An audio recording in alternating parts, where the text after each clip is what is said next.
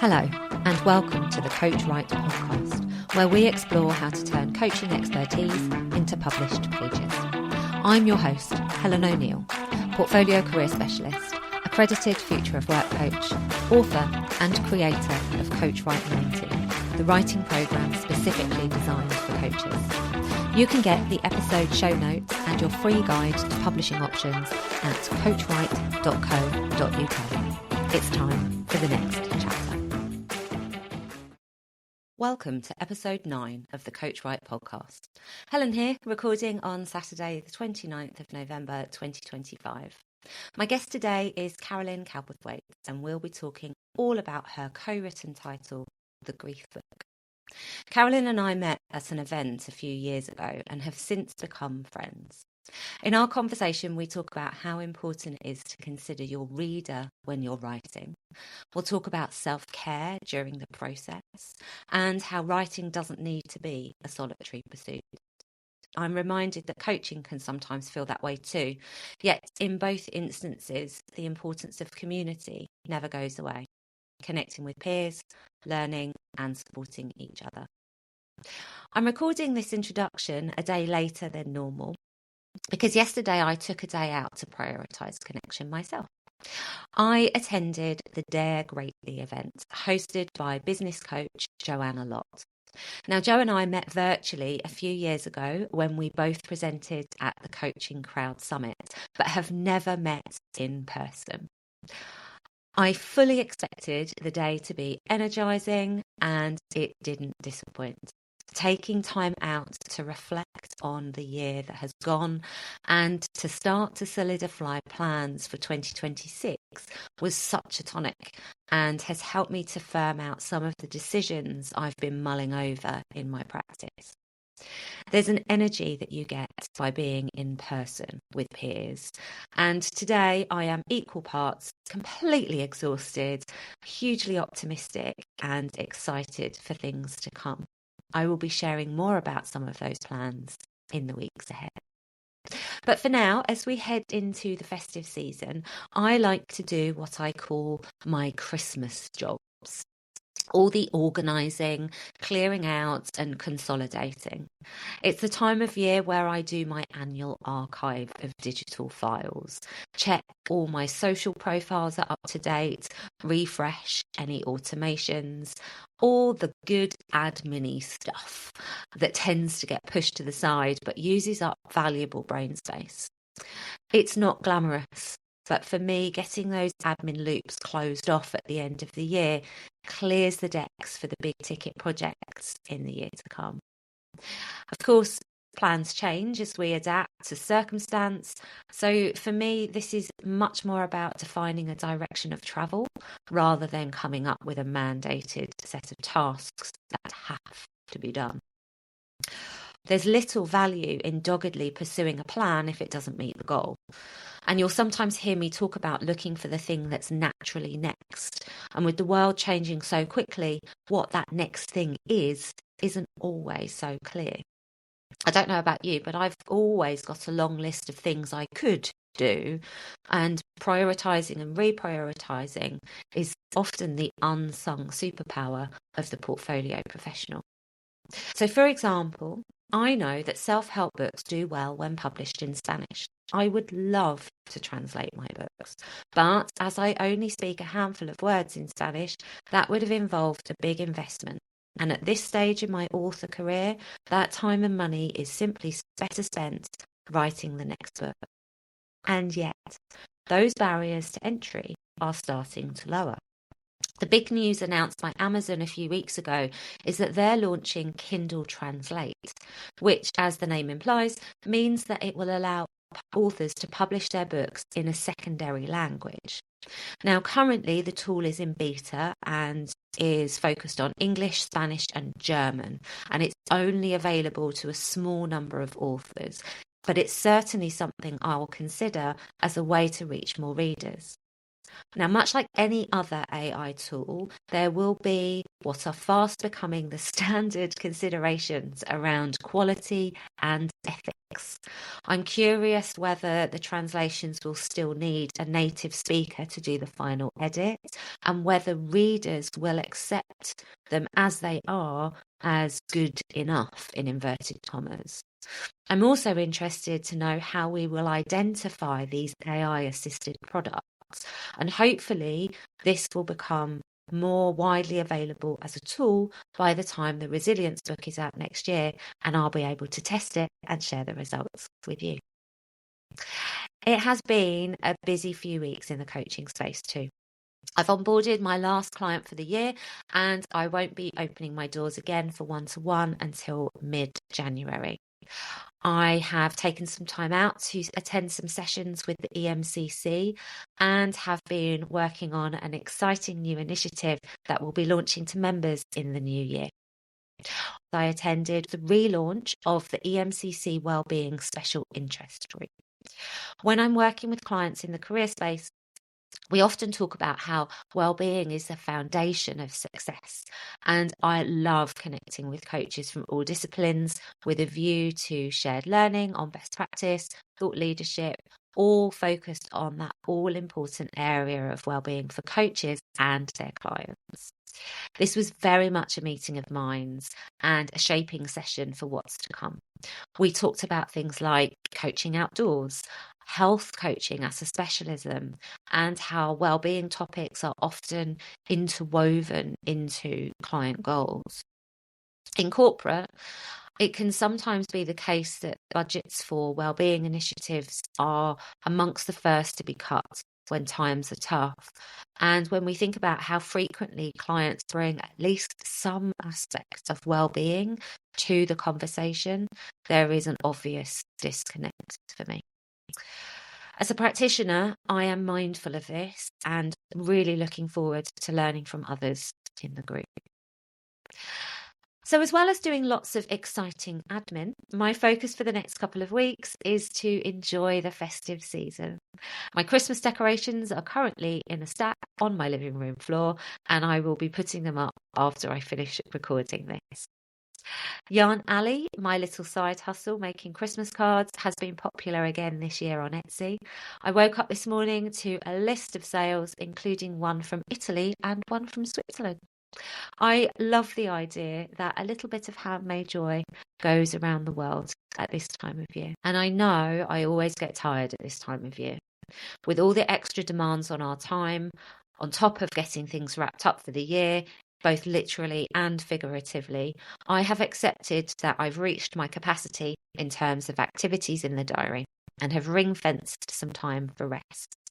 There's something quite satisfying about the midwinter turning point that's approaching, the end of the old year, the beginning of the new, and I'm definitely at that point where I'm reflecting and thinking about the future.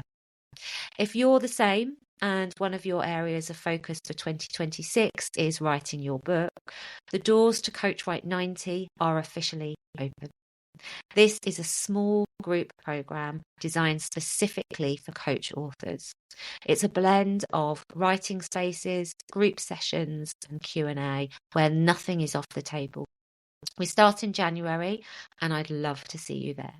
Pop over to coachwrite.co.uk/coachwrite90 for more details and secure your space. And I'll put those details in the show notes. Anyway, that's enough from me. It's time for the next chapter. Welcome to the Coach Write podcast. My guest today is Carolyn Cowperthwaite from CC Coaching UK Limited. Carolyn is an executive coach who specialises in helping senior leaders achieve peak performance and lasting fulfilment in and out of work. She's the co-author of the Grief Book, a widely recognised resource that equips individuals with strategies for emotional well-being and resilience. Welcome to the show, Carolyn. Oh, thanks, Helen. I'm really, really pleased to be here. It's really good to have you here. So let's start with telling us a little bit more about you and your path to publication. Well, I started my career as a nurse, so I trained as a paediatric and adult nurse, and very quickly knew that end of life was going to feature in my career, and it did. So I became a nurse specialist for people with cystic fibrosis. And I don't know whether you know a lot about CF, but a lot of children were dying very young when I first started my career many years ago. Thankfully, prognosis now is superb because of all the advances in treatment, but it definitely was a huge feature of loss, bereavement, and supporting parents, partners, and patients through the journey of living until dying, really. What I found was patients really lived in the fast lane a lot of the time. They wanted to live their life to the full, and it was just a joy working with that patient group. I did a lot of research. I did a lot of presenting and publications around the research that I did. And long story short, I felt like grief was such a feature in my work, but also as others have in their personal lives, that when my neighbour and I were having a coffee one day in my kitchen, we were chatting, and she is a writer and an academic. And she said to me, everyone has got a book. What would your book be? And I love that. I love the thought that there is a book in everyone. And I said, oh, I'm not a writer, you know. And she said, no, I'm going to push you on this. There's a book in everybody. What would yours be? And I said, okay. Do you know what it would be? So she said, what? I said, the grief book. And she went, oh my goodness. And we just stopped and she said, that's mine. Wow. So we stood up in the kitchen, we shook hands and we said, are we going to write it? Yeah, come on, let's write it. And it was a real shock. It was a shock moment. It was just something that changed everything. And we spent 2 years working through the subject with each other and formulating what is a very, very simple middle of the night read for anyone who's grieving. Wow. It's such a fascinating story. And I'm sure a lot of people listening will have been in the position where they're having a conversation with somebody and there's you should write a book about this, or we should write a book about this conversation. But you guys actually did it. So from that handshake in the kitchen, how did that become a reality? Well, at first it was a bit of a joke, I suppose, you know, that we'd shaken hands, and that felt like an important action, really. It was like, we're going to honour this. We are going to do this. And from what I thought would be a very simple task was actually extremely complicated and complex, because what we realised as we were writing the book is we were dealing with our own grief, and there was some unresolved grief, I think, for both of us. I can't obviously speak for Debbie, but we both had to work through authentically what had actually happened in our own lives, I think, in order to bring it to the page and be real about grief. Also, the families and people I'd been with through their grief had taught me so much, and trying to condense that into a book was pretty tough. And both of us realised that we did not want an academic book. We didn't want it to be fully referenced, etc. We wanted something that when someone is in true shock and grief and they can't even read to help themselves.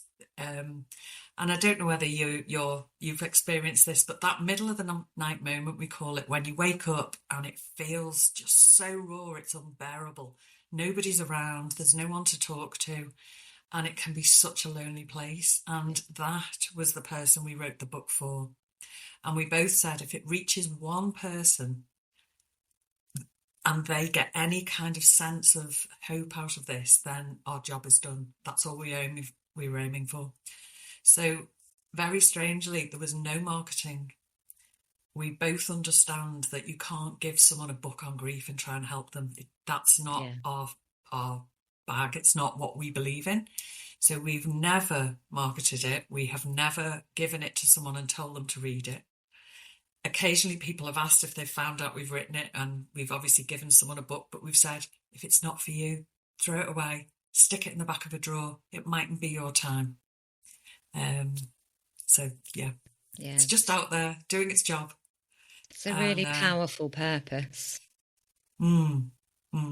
no, absolutely. And some of the stories we've had back of people who have, you know, in America, Turkey, it's gone obviously into the ether, as I say. Many countries published it. So we've had stories of people who've lost their children, they've lost their partners, and they've told us what they've got from it. And that has probably bowled me over more than anything in the process. Yeah. To think that because we decided to write these words on a page, someone has found some solace from that and some hope. And that blows my mind, really. It's just wonderful. Yeah, absolutely. And I must admit, I've had a look on the book's page on Amazon, and some of the reviews that you've received for the book are, as you say, they're people that I presume you don't know that have picked up this book somehow, some way, and they've written words that have said just thank you. And that's such a gift to receive in return, isn't it? That someone takes the time to do that at a time, specifically in a time of grief. Absolutely. And there's a few reviews from doctors, which was really interesting, because one very senior doctor said, I wish I had this book at the start of my career.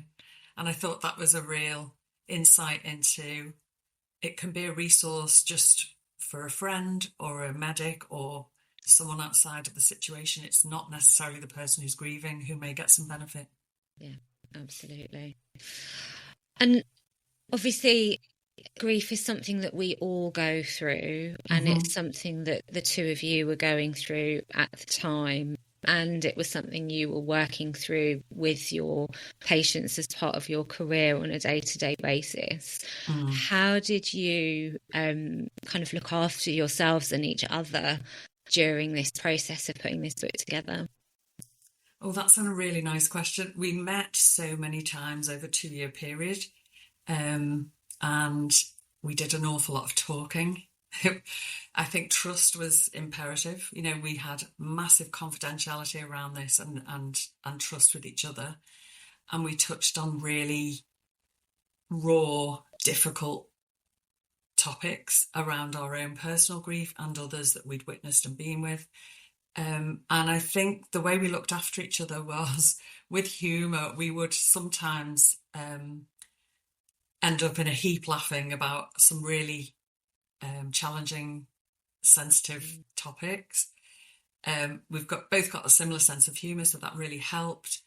Sometimes, though, one would be in tears discussing a topic, and there was a massive sensitivity around that. And sometimes we'd say, we need to stop. Yeah, we need to stop. Let's call it a day. We'll revisit this at another time, and we just look after each other, have a cup of tea, and you know, just sit with it. Yeah. Sometimes we'd then go off and we wouldn't reconvene for a while, and some of the writing will be going on then. So it was such an intense process, I cannot tell you. And I really did not expect it to be a lived experience of writing the book. I thought it would be the information coming out of the top of our heads, not our hearts. And I think what happened is we relived some stuff. We processed a lot. We looked at the depths of despair and how that could turn into hope and positivity. And it was a massive journey for both of us, I would say. And the whole ethos of the book is really how I've just described, which is, how can you go from broken and raw to achieving your catwalk moment? And we think about a model just breaking out onto the catwalk in their moment of glory, and we kind of relate that to the joy of life and the preciousness of life, and how you can find that again, but not dismissing grief, but actually working through and living with it. Yeah. So hopefully that's what we've achieved. We started with baby steps, it goes to bigger steps and then giant strides, and that's kind of the hope, really, that you can start moving in a direction that you want your life to go. And for me personally, doing that is in honour of the people I've loved and lost. And that really is what spurs me on every day to try and, you know, live the best, enjoyable, joyous life I can with the ache at times inside that never goes away, doesn't diminish, doesn't go away, but it's a massive, lovely life around it. Yeah, absolutely. It sort of becomes part of you, doesn't it? Rather than not necessarily sizing that part. It's just recognizing that it's there. It's right there. It's there. It's part of you. It never has to go away. And why would we want it to go away in some respects? For some people that we've lost, we want it to stay big in our life. And but we want to. Well, I want to find joy in life, and I have, and I'm really privileged and lucky for that. But it takes some work on yourself, and I think that book came at a time, ironically, my mum, who was my closest ally, friend, person in my life, proofread the book. Oh, wow. And then sadly died before it was published. Oh. But the pleasure in the fact that I know she approved of the book, I really respected her views on that. And she said to me, "It's a really gentle book. Well done." And I thought, oh, wow, that is my confirmation that this is not going to harm people. It's incredible feedback. And as she's proofread it for you, there's a little bit of her in the book too, I kind of think, which is quite nice. It felt the best endorsement for me was that. Then losing her very shortly after before publication, I had to really dig deep to try and live it through the book in a way. I had to practice what I was preaching with the written word, and I think maybe that helped. Yeah, I hope so. Mm. So you've talked to us around kind of how this book came to fruition, the purpose. There's something in that lived experience, and we call it living the ladder down, don't we, in corporate, but it's almost reaching your hand out to the next person in terms of this particular book. Let's maybe turn our attention to how you worked together to create this manuscript. So how did that work? So this is interesting. I think we built a framework quite early on. Debbie was driving along the motorway one day, returning from a journey she'd been on, and suddenly kind of the framework came to her mind, and she came to me and said, "I've got some ideas. Can we just discuss what I'm thinking?" The framework didn't quite make sense to me at the time, but we talked it through. I was trying to understand where she was coming from, and eventually we pieced together a framework that suited both of us. So as opposed she made the start, I then had some input. It was manipulated around a little bit to make sure that it sat well with her and me. And I think that was really important for both of us to feel that we were really owning it from the start. So once we got that right, we would go away and we would say, right, we're going to start working on this part. We're going to work on this. And we both worked completely separately. Mm-hmm. So we had a general framework on how we thought we would want the paragraphs to look, how we wanted key messages to be explained in the book. And if you do have a look at the book, there's key messages highlighted in boxes, just little phrases to stand out on the page, again making it easy to read when someone can't concentrate. And we'd come together with our separate versions of what we wanted to talk about, and then the work started, and we'd really work through what we'd said, how we could mould that together, how that would merge, what we wanted to leave out, what we wanted to keep in. And it was a lot of work per page, honestly. It was incredible. And that's what took me by surprise, how long it took and how challenging it was really to bring it all together as one book with two totally different experiences of grief and loss.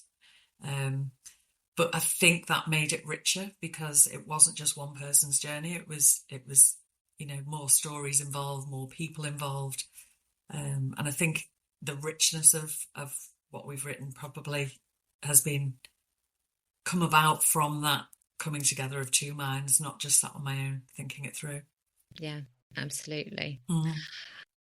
And then We spoke before we started recording about the cover, and I believe there's an interesting story there that you can share. There absolutely is. So we wanted, again, the cover to reflect the simplicity of the book, the minimalist part of the book, that it would be a completely easy read. It was, we weren't showing it off as I say, an academic piece of work, which was difficult for Debbie because she is absolutely an academic.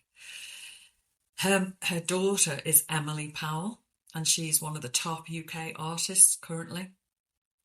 So it was a no-brainer for us to say, Emily, Emily, could you design our book for us? And she was thrilled. She was absolutely thrilled and really proud of her mum, I think, for writing the book, because sadly she'd lost her dad. And obviously a lot of that emotion had come through into the book. So Emily proudly went off. She created the design, and we are really pleased with it. It's absolutely encaptured what we wanted it to do. Fantastic. So massive shout out to Emily, because we were very, very fortunate to have her. I think that's just such a lovely thing as well. For again, her being part of it is there's something in, you've co-written this book, you've co-healed as part of the process, you've left that hand out for someone else, you've involved your mum, you've involved Emily. Like, it's just lovely that it's all come together. When I talk about people's publishing teams, quite often it's, this editor and this formatter, but actually it's a family affair almost. Yeah, You've created a found family. And you can find Emily on Instagram. I'll give her a shout out because she does some brilliant work to, for everyone to, it would be great to see the colour that she uses in her work as well, and how, she brings to life positivity and hope for people through her art. So that sits so nicely, yes, as you say, with the book. And Debbie's husband was so helpful. He really supported us publishing as well. So yeah, a shout out to Will as well. Fantastic. And I'll include that Instagram link in the show notes so people can thank you. Yeah, that's great. And over this 2-year process, I'm sure there were lots of highs, lots of bumps along the road. What did you learn throughout the process of writing and publishing the book? I think we both learned that it was important to stay tenacious to our goals. So we had to not give up along the way. And sometimes we did feel like giving up. We thought, this is never going to happen. But honestly, there is a book in everybody. And I do believe that. I do think if anyone out there is listening to this podcast, wondering whether to start, just write something. But before you write something, if that's not your bag and you're not a writer, and believe me, I'm not a writer, then collaborate with someone like I did. I think that was really helpful. Debbie and I helped each other enormously, but on the writing side, I think it was really helpful for me to have someone to collaborate with. Book coaches didn't seem to exist when early days for me, or I didn't know about them. Now, a book coach can help you from the start, really give you help on the framework. I'm sure you can tell me a bit more about it as well. And I know, your program will help many coaches who want to write a book. I wish I'd had that help at the time. And sadly I didn't. I think that would have speeded up the process. I think it probably would have helped us formulate things definitely quicker, maybe with a more emphasis perhaps on who would be reading the book. So yeah, they're the things I've learned. Stay firm on what your goal is and make sure you see it through. And that is sometimes just putting one foot in front of the other. Just keep going, keep writing, and then you can always edit along the way, can't you? Yeah. But yeah, and then if you're doing a challenging topic, I think just keep an eye, as you said, make sure that what you're writing, you're then processing yourself so that you're coming through it with the book, if you like. Yeah, absolutely. Really important lessons there. It's one of the things that people often ask, they often assume that writing a book is a solitary activity. And I often say to people that you want to find your tribe, you want to find your writing tribe, your community that will support you. And Yeah, that would be sometimes so that can helpful. be a community of one. You know, you had a community of your co-author and then your community of your publishing team around you. And it really does help you to just navigate the imposter syndrome and the motivation gremlins and just the the tech self-care. and the self-care, but also the technology. So anyone who knows me will know that this is not my bag, and it never really is going to be fair. I've tried to keep up as much as I can, yes, but having help is so important. So the bits you're not good at, don't waste your time. Go and get the help and just keep within your zone of genius, as my mentor says. Yeah. You know, find your zone of genius and make sure you keep that time for that. Don't waste your time doing those extras if you can get that help. Absolutely. And there's all sorts of professional people that can be called on to help with various parts of the process, 100%. Yeah. How has writing the book influenced your practice from a coaching perspective? I think I'm a trained counsellor by background and I'm a coach as well.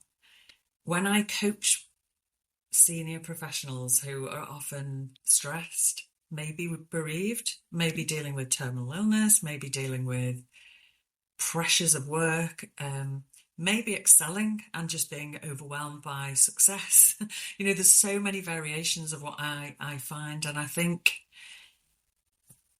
what I've learned is not to counsel anyone. And this is a basic fundamental, obviously, but I think being a coach and a counsellor has been really helpful, because when I speak with my clients, I will say, I'm not going to try and counsel you. And there's almost a sigh of relief because they know I understand what that would look like going down that road.